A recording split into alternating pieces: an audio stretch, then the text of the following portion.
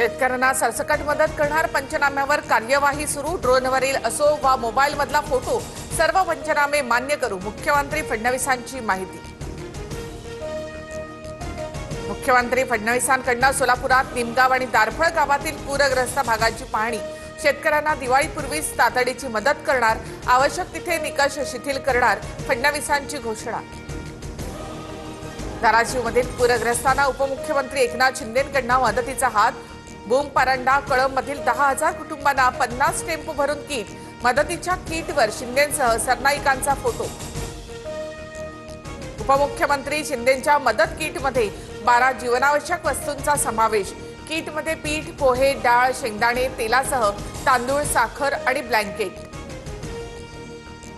दाढीचे photo लावून पूरग्रस्तांना मदत हा निर्लज्जपणा। एकनाथ शिंदेंनी पाठवलेल्या मदतीच्या किटवरून संजय राऊतांची टीका।